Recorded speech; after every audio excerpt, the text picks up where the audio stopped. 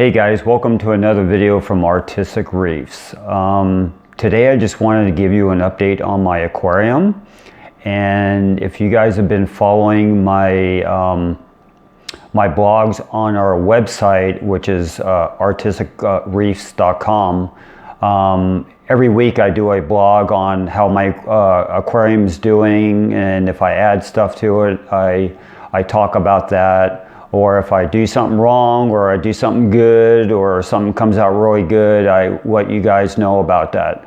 So I'm pretty up forward about how I communicate to you guys about how my aquarium is doing. But one of the things I want to talk about in this video is going to be very controversial, I believe. But it's something that needs to be talked about, and because it affected my aquarium quite in a negative way, and that's having a scare with iodine, and how I came about finding out that iodine was actually affecting my coral, especially my torches, was quite scary, and eventually could have been catastrophic for my fish at some point.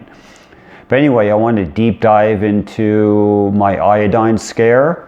So what I want to do, guys, is going to show you my ICP test that I just got back, and just show you the results and just talk about the results in real good detail and what I learned from them. Okay guys, we are on the ICP test website, and this is my account, and you can see the last time I had a test results, and the most recent one is the most recent one I want to show you guys.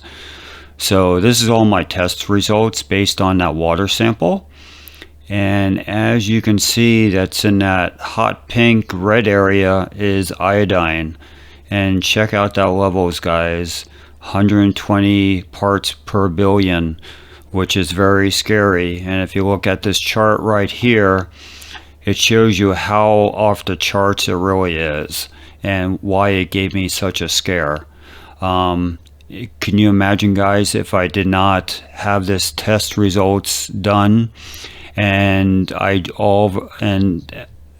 just assumed that my torches were going downhill because my phosphates were out of control? So having your water sample done every once in a while is something I highly recommend, because you never know what you're going to find. And this was furthest thing from my mind, having an iodine scare like I did. So like I said, guys, this is pretty amazing, but I'm glad I did these test results. So every penny paid off on this one, because if I let it go any longer than it did, I'm just afraid it could affect other corals, or I could have had some death with my fish. So at 120 parts per billion, where it is pretty bad, guys. So guys, this is what happens when iodine goes ballistic in your aquarium. As you can see, these guys look pretty sad, and at one point they were completely white. Even the tips of their tentacles had no color whatsoever. But you also, in this video, you can see the green algae very clearly. So this is being shown with strictly just white light. But if I turned on the blue light like I usually have my aquarium set at, all this green algae looks like brown algae, which it really isn't. It's really truly all green algae. But one of the things I found out in my research is that having high iodine levels actually promotes green algae, which is the reason why I've been having algae issues within my aquarium, is because my iodine levels are off the charts. So guys, as you can see, these torch corals are not doing good whatsoever by the iodine being so high. So at this point, guys, you're probably asking yourself what caused my iodine to go ballistic in my aquarium. So the first place I turned to was Google and just did a basic search about what has high levels of iodine in it.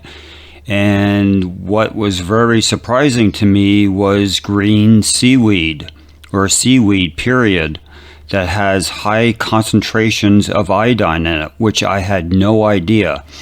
And just so happened, I'm feeding my fish every day green dried seaweed.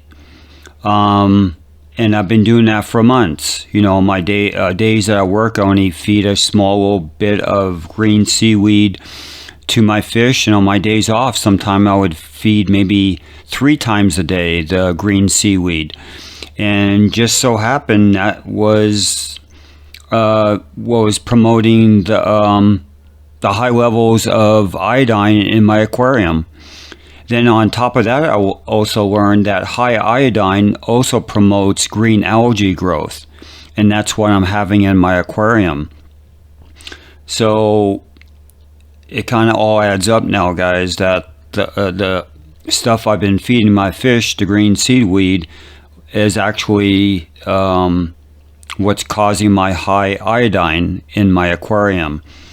So at that point, I needed to do something very quickly. As you see, my numbers were very high for iodine. So one of the first things I did was stop feeding my fish the green seaweed. I did stop dosing my aquarium with Alpha Reef, just to make sure that wasn't a culprit for my high iodine levels, which it wasn't. One of the things I did do was, since there was so much green algae on my rocks, I took all the rocks out. I scrubbed all the rocks really good in freshly made up salt water. So I scrubbed those really good. I cleaned the sand bed very well. I was surprised on how many so many areas of the aquarium where the sand was actually really crumped up together, meaning the sand wouldn't get any water flow. So by me stirring up the sand bed, filtering it out real good, it just promotes better filtration and circulation of the water going through the sand. Of course, I did a 40% water change, and I did that a couple weeks in a row. And I also put in a pretty big sock of activated carbon. So carbon is great for filtering out toxic waste from your aquarium. Especially iodine, which I didn't know. So that's why I put a fairly big sack of carbon inside my filter chamber, just to help remove the iodine a lot quicker. But after a week, I did take out that carbon sock, because it also could strip out your water of beneficial items from the water column, so I didn't want to do that. So after I did a couple, I put the rocks back inside the aquarium after being thoroughly cleaned. I didn't put all the rocks back into the aquarium, and I changed around my aquascape a little bit differently. So one of my goals was to give more water circulation around the aquarium a lot better than what it was. Before, I probably had maybe too much rocks within my aquarium. Now it's reduced, but it still looks nice. There's still places where the fish can hide and feel comfortable.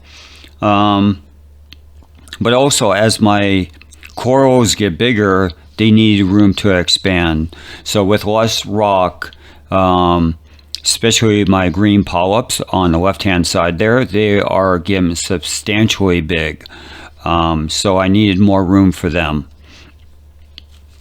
So by by me doing all these procedures, I'm happy to say my torch corals are regaining their color.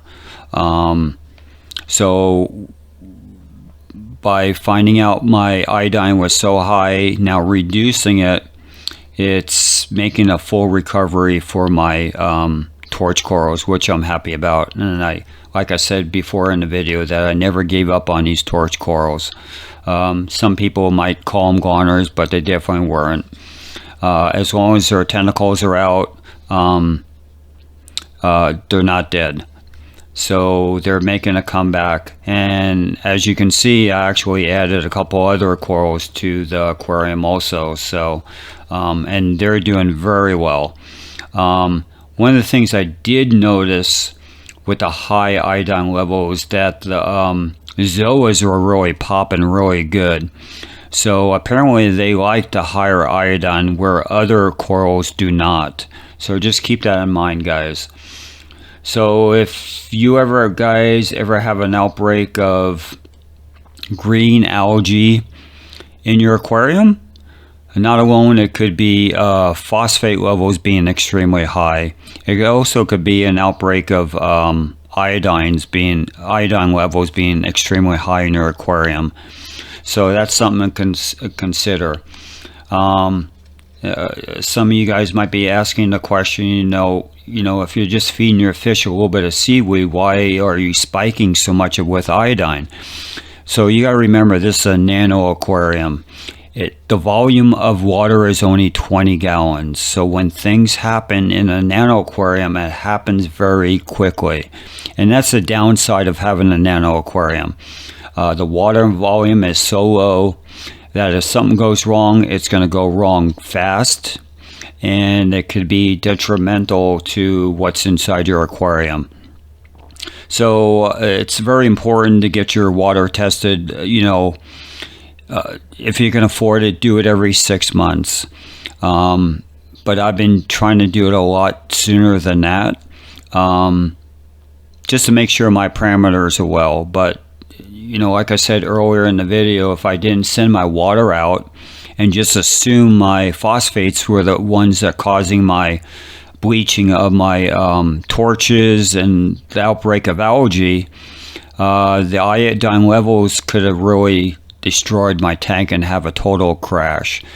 So I did catch everything in time. I'm happy the way things are turning out, but you know what, when it comes to aquariums or any kind of hobby you're in, you learn from your mistakes. And this is, something I learned, and something hopefully I can pass on to you guys, so you never get in this predicament like I did with high iodine levels. So if I had to give you any advice, guys, get your water tested when you can. Even when your tank is coasting very well, it does not hurt just to check out those parameters really well. But one thing I also did too, to help with algae, was I did try some ChemiClean within the aquarium. So I did have a small outbreak of red cyano. So I wanted to take care of that since I was battling everything. I was going totally nuclear on my tank. So I just wanted to get as much of the buildup of algae out of this aquarium as I could. So I did try the ChemiClean, and it actually does great for red cyano. So that's pretty much gone from the sand altogether. And all the algae I was getting on my glass is subsided dramatically. So like I said, with all the stuff that's going on, my torch corals getting their color back, less algae buildup. The corals overall look really healthy now, really puffy, extending their tentacles. Color looks good. So I'm happy to say I'm in recovery mode, and and of course I learned a lot from this experience, guys. So so I'm hoping you guys learned some from this video, because I certainly learned something from this whole experience myself. So we always keep learning about the hobbies we're in, because if you ever say that you know everything, you turn out you really don't. But anyway, guys, if you have any questions about this iodine or anything about nano aquariums, just feel free to ask some questions. I'm here for you guys.